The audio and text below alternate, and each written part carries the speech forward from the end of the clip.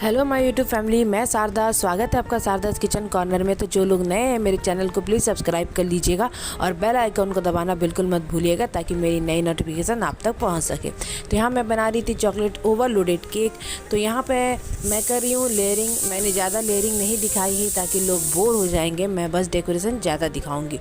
तो यहाँ पर कस्टमर ने कहा था भर भर के उन्हें चॉकलेट चाहिए, तो मैंने उनसे अपने केक का दाम लिया है। बाकी उनसे कह दिया था कि आपको जितनी भी चॉकलेट चाहिए उसके पैसे आपको अलग से देने पड़ेंगे। तो कम से कम 700 का चॉकलेट फिर से इसमें लगा है, क्योंकि वो वही केक है जिसे एक बार मैंने दिया था और उनके घर में मेरे केक का फ्लेवर या मेरा केक ही बोलिए इतना पसंद आया है कि सेम टू सेम केक बनाने का ऑर्डर मुझे फिर से आया है। जितना उससे बनाया था उतना ही इसे बनाना है, जितना उसमें चॉकलेट लगा था वैसा ही इसमें लगाना है। तो उस टाइम भी मैंने कम से कम 700 रुपये का चॉकलेट किना था। इस बार भी उतने का ही चॉकलेट ख़रीदना पड़ा है। और यहाँ पर देखिए मेरी स्पॉन्ज टूट गई थी, पर मैंने उसे भी एडजस्ट कर लिया। बड़ी वाली लेयर हो चुकी है, वो 2 पाउंड की थी और ये 1 पाउंड का है। तो यहाँ मुझे 3 पाउंड का केक बनाना था, तो बड़ी वाली लेयर का फिनिशिंग हो चुका है, क्रम कोटिंग हो चुका है। यहाँ छोटे वाली का मैं कर रही हूँ। और एक बात है फ्रेंड्स कि उनको मेरा केक इतना पसंद आया था कि उन्होंने फिर से उसी केक का ऑर्डर दिया है और यहाँ तक कि ये भी कह दिया कि अब जितनी केक है वो लोग मुझसे ही लेंगे।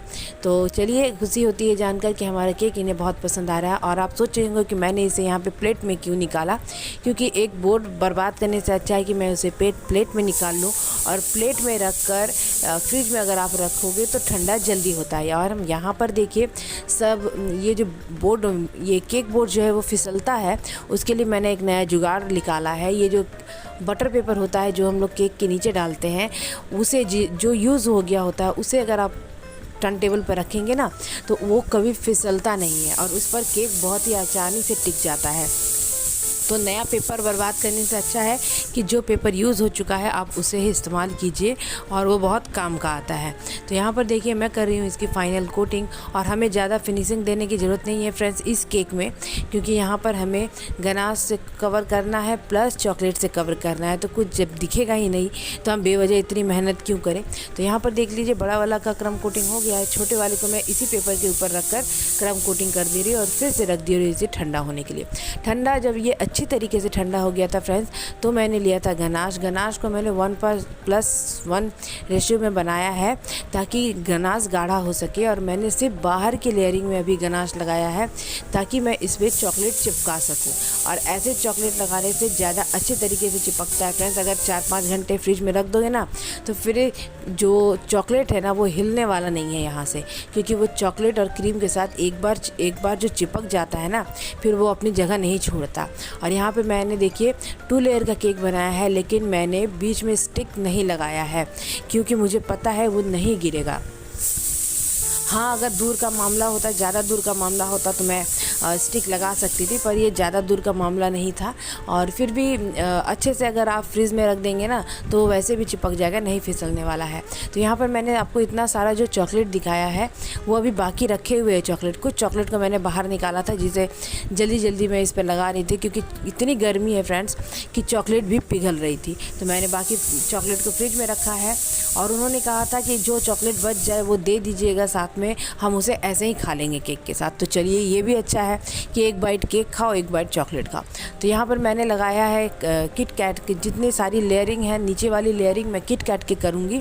और नीचे मैंने बॉर्डर बना दी थी साथ में, तो क्योंकि बॉर्डर के साथ जब मैं किट कैट लगा दी थी तो वो फिसल नहीं रहा था, क्योंकि अभी चॉकलेट गीला है फिर अच्छी तरीके से सेट नहीं हुआ है। तो मैंने नीचे बॉर्डर लगा कर फिर किट कैट लगा दिया। तो यहाँ पर मैंने किट कैट लगाया तो कुछ किट कैट कम पड़ रहे थे, जहाँ पर आप देखोगे कि थोड़ा सा जगह बच रहा है। तो मैंने सोचा वहाँ पे मैं क्या करूँ, वापस से जाऊँ चॉकलेट लाने या फिर कोई डिज़ाइन कर दूँ। और मैंने सोचा कि नहीं, दौड़ कर भाग कर जाने से अच्छा है कि मैं वहाँ पे कुछ डिज़ाइन कर दूँ।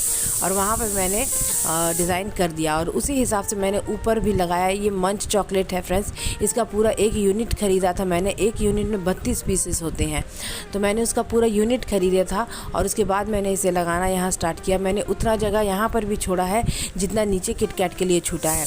ताकि मैं इसमें एक डिज़ाइन बना सकूँ। तो उसके बाद मैंने जैसा सेम उसमें बनाया था ना, जो पहले केक गया था, वैसा ही मुझे इसमें बनाना है। यहाँ पर कहा गया था कि चारों तरफ से ही पूरा चॉकलेट दे दीजिएगा, लेकिन फिर होता है क्या है फ्रेंड्स, हम जितना केक बनाते हैं उतना अंदाजे से अगर आप चॉकलेट लेने जाओगे तो वो चॉकलेट कम बेसी हो ही जाता है। तो मैंने जैसा केक था वैसा ही सेम टू सेम बना दिया, उतना सर खाने की कोशिश नहीं की कि पूरा बनाना है। जो चॉकलेट बच गया था मैंने उसे साथ में दे दिया। तो यहाँ पर देखिए इतना इतना गैप मैंने छोड़ दिया है। और अब मैं यहाँ पे डालूँगी चॉकलेट गनाश। चॉकलेट गनाश का रेशियो मैंने आपको बताया 1+1 है। तो मैंने गाढ़ा करके बनाया था कि नहीं, उन्हें फुल चॉकलेटी चाहिए था। तो फुल चॉकलेटी बनाने के लिए चॉकलेट होना भी तो चाहिए ना फ्रेंड्स। तो यहाँ पर देखिए मैं सारे गनाश को डाल रही हूँ, और गनाश थोड़ा गर्म ही रखिएगा, गुनगुना रखिएगा, ताकि वो अच्छे से स्प्रेड हो सके। मैंने देखा बर्तन से डाल रही थी फ्रेंड्स, तो वो अच्छे तरीके से लेयरिंग नहीं हो रहा था। फिर मैंने ये पाइपिंग बैग में ले लिया चॉकलेट को, और उसके बाद मैंने अच्छे तरीके से यहाँ पर डाला। और पाइपिंग बैग पे चॉकलेट गनाश हो या कोई भी चीज़ हो, बहुत अच्छे तरीके से स्प्रेड होता है फ्रेंड्स। यहाँ पर देखिए मैंने सारे चॉकलेट अच्छे तरीके से लगा दिए हैं, नीचे वाली लेयरिंग में चॉकलेट को भर दिया है। उसके बाद मैंने 50 ग्राम का एक पूरा चोको चिप्स का पैकेट लिया था फ्रेंड्स, और वो पूरा चॉकलेट मैंने इसमें डाल दिया है। यहाँ पर आपको कम लग रहा होगा, लेकिन नहीं, मैंने सारा डाला है, ऊपर नीचे सब डाला है जो बच गया था, क्योंकि मैं बचा बचा कर रख रही थी कि कहीं कम लगेगा तो वहाँ डालूंगी। अगर मैं एक ही बार सब जगह डाल देती तो बाद में वो नहीं अच्छा लगता फ्रेंड्स, इसलिए मैंने बचा बचा कर रखा, कहाँ कम लग रहा कहाँ ज़्यादा लग रहा उस हिसाब से मैंने डाला है।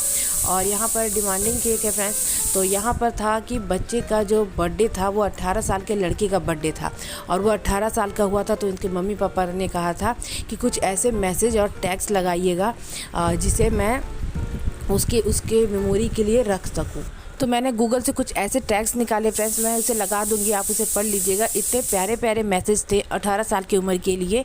तो उनको ये बहुत पसंद आया। उन्होंने कहा कि लड़के ने उस टैग्स को रखा है अपने रूम में। तो मुझे अच्छा लगा फ्रेंड्स कि मैंने किसी के लिए अगर कुछ सिलेक्ट किया तो वो सामने वाले को पसंद आया है। और यहाँ पर देखिए मैंने वो टैग्स आप लोगों को दिखाया है। यहाँ पर तो जल्दी से चला गया है, मैं कम्युनिटी में इसे पोस्ट कर दूँगी, आप खुद ही पढ़िएगा। अगर आपको पसंद आए तो आप भी स्क्रीनशॉट ले लीजिएगा। वो बहुत प्यारा मैसेज था एक 18 साल के इंसान के लिए जो नए नए अपने लाइफ में आगे बढ़ रहा है। तो आप लोग को ये केक कैसा लगा प्लीज़ मुझे कमेंट करके बताइएगा। ये रहा केक का फाइनल लुक, जिसे मैंने बनाने के बाद वीडियो शूट कर लिया था, क्योंकि अधिकतर वीडियो चला जाता है, मैं शूट भी नहीं कर पाती हूँ। तो मुझे आपके कमेंट का इंतज़ार रहेगा। मैं मिलती हूँ आपसे नई रेसिपी में, तब तक के लिए bye bye. Thank you for watching.